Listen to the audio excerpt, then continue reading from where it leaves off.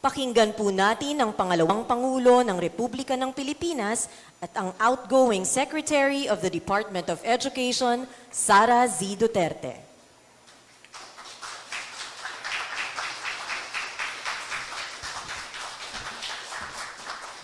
Thank you. Please take your seats. Mga kababayan, ladies and gentlemen, Assalamualaikum warahmatullahi wabarakatuh. Madayaw, umayong adlaw, kaninyong tanan, magandang araw sa inyong lahat. We would like to warmly welcome Secretary Sunny Angara to the Department of Education family.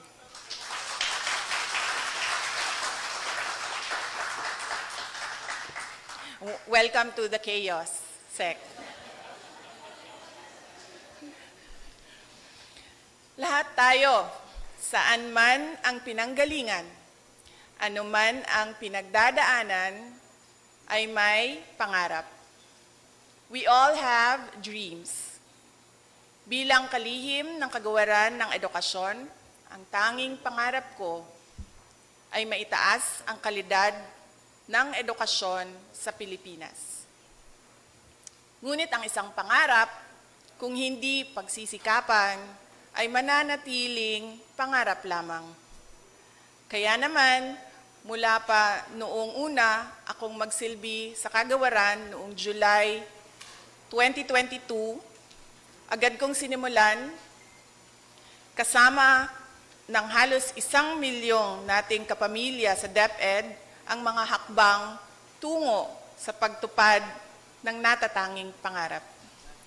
During the last 24 months, we have rolled out the Matatag Agenda, caused the Matatag Agenda and the Basic Education Development Plan to be adopted by the NEDA Board as a national plan and policy for basic education.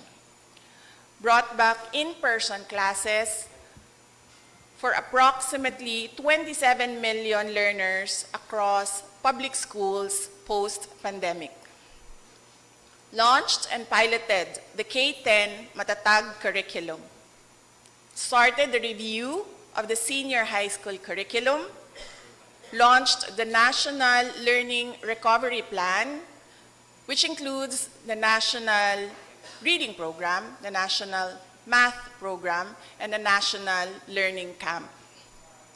Entered into a JMC with TESDA and SHED for our senior high school graduates to be provided with free national certification assessments, accreditation of DepEd senior high schools as assessment centers, along with the training and certification of our TVL teachers as TVET competency assessors. Created the school infrastructure and facilities strand. Continued constructing new classrooms and rehabilitating those in need of repairs. Obtained approval from the NEDA Board and the World Bank for the ISRS project for safer and climate-resilient schools. Created the procurement strand, amended our textbook procurement guidelines, which reduced the procurement period from what used to be 3 years to 1 year. Procured textbooks for the nationwide implementation of the Matatag curriculum. Procured e-learning carts consisting of 46 laptops in each cart, which are currently being delivered to public schools nationwide. Started the school-wide Wi-Fi program by providing internet connectivity to 2,000 last-mile schools through satellites and 305 schools through fiber connection.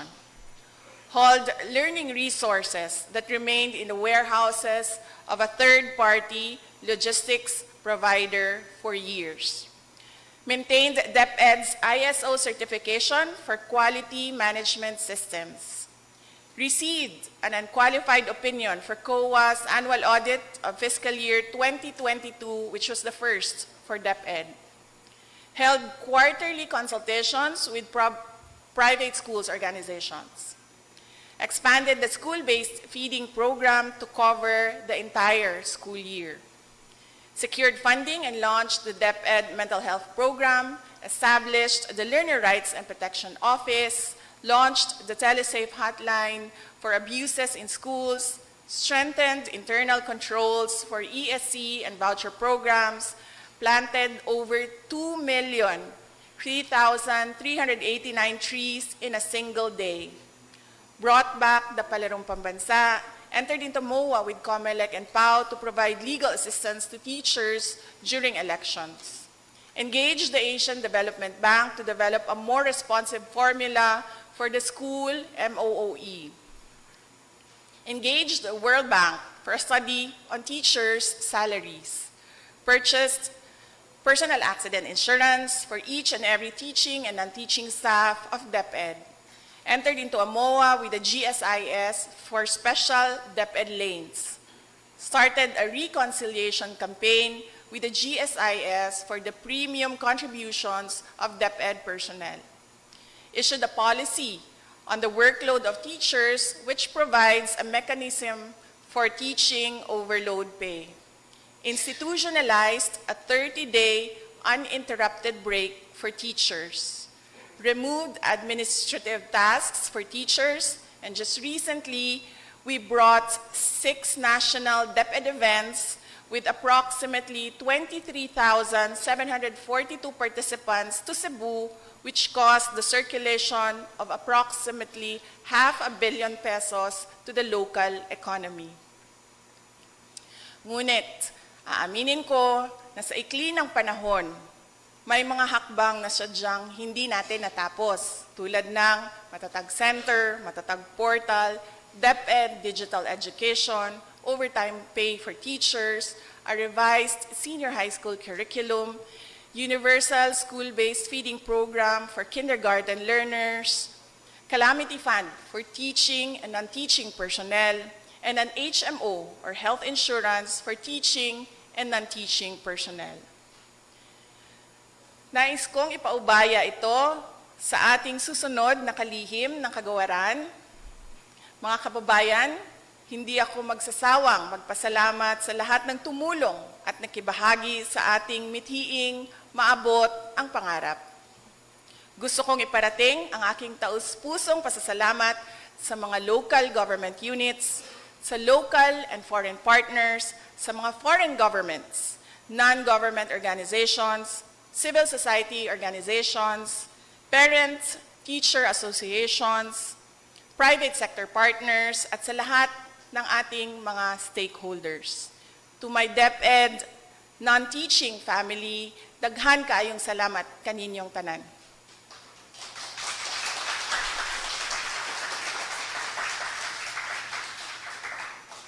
Finally, sa ating mga teachers, thank you for your unwavering service to our country.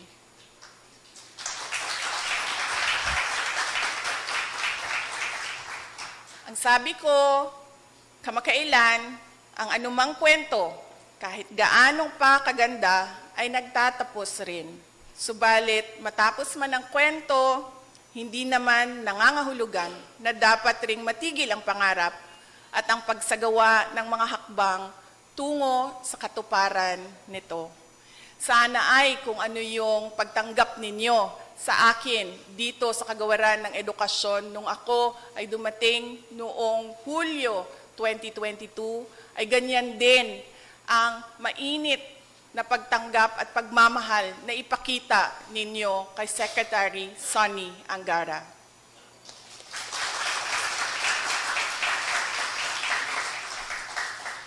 Mga kababayan, patuloy po tayo maging matatag tungo sa pagtaguyod ng isang bansang makabata at mga batang makabansa. Ang tanan natong buhaton alang sa Diyos, sa katawhan, ug sa matag pamilyang Pilipino. Syukran. Ang buong kagawaran ng edukasyon ay lubos pong nagpapasalamat sa taos-puso ninyong paglilingkod at pagkalinga sa sektor ng edukasyon at sa pagsusulong ng edukasyong nararapat para sa bawat batang Pilipino. Isang pagpupugay po, VP Sara Duterte. Maraming salamat po. Maaari na po tayong magsiupo. Ngayon po ay ating inaanyayahan sa entablado ang pangalawang Pangulo ng Republika ng Pilipinas at outgoing Secretary of the Department of Education, Sara Z. Duterte, at incoming Secretary of Education, Senador Juan Edgardo Angara, para sa opisyal na pagsasali ng tungkulin ng Kagawaran ng Edukasyon.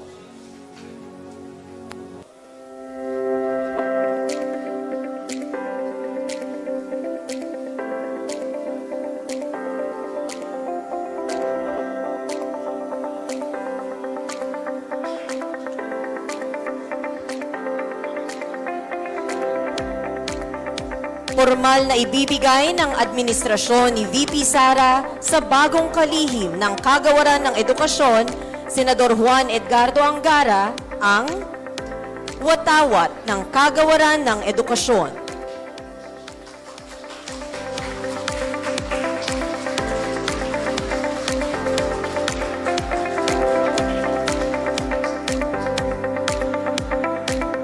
Ang opisyal na selyo ng Kagawaran ng Edukasyon.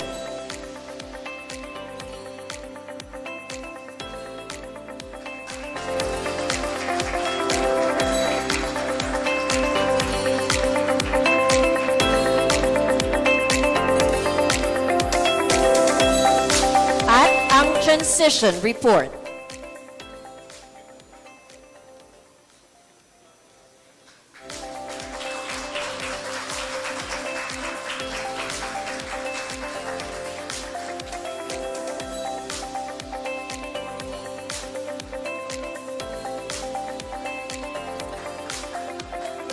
Lubos ang ating pasasalamat kay Pangalawang Pangulo ng Republika ng Pilipinas, Sara Z. Duterte.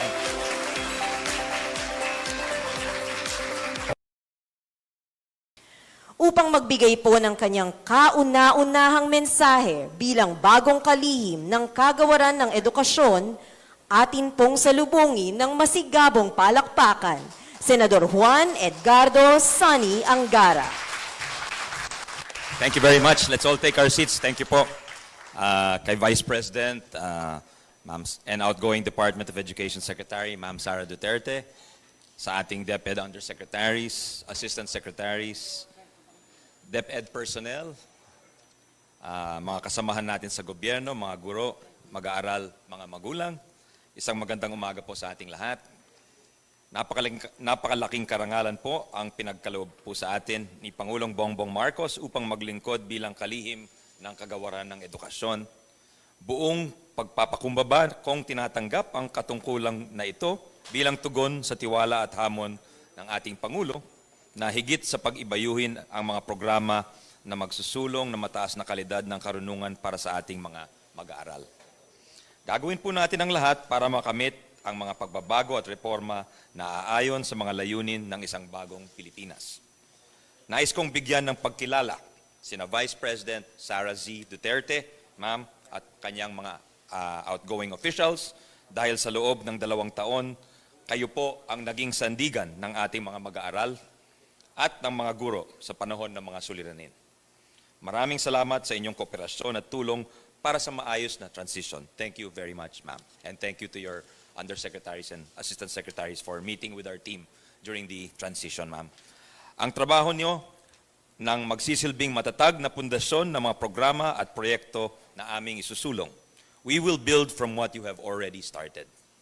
Sa 2 dekada na tayo'y naging lehislador, lagi tayong nakatuon sa reforma para sa edukasyon. Nagtatrabaho tayo para mapalawak ang access at quality ng education sa bansa sa pamamagitan ng mga scholarship na pinag-igting at educational assistance para sa mga mahihirap nating kababayan. As we assume our role and start a new chapter for DepEd, we want to hit the ground running and we want to learn from all of you here as we go along. Please help us in this journey, as education is a pillar of our nation's progress. It is only through a nation's efforts that education will be improved and made more effective. I hope we can all work together. Sama-sama po tayong magtrabaho para sa ating mga minamahal na guro at para sa kabataang Pilipino. Sama-sama tayong magtulungan upang iangat ang antas ng edukasyon sa bansa patungo sa bagong Pilipinas. Maraming salamat po. Thank you, ma'am. Thank you. Thank you po.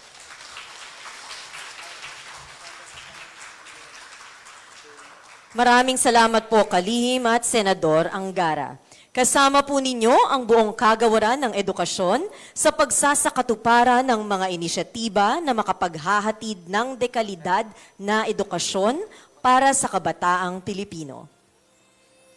Malugod at maligaya po nating tinatanggap ang ating bagong kalihim, Senador Juan Edgardo Sonny Angara. At maraming salamat po sa inyong paglilingkod, VP Sara Z. Duterte.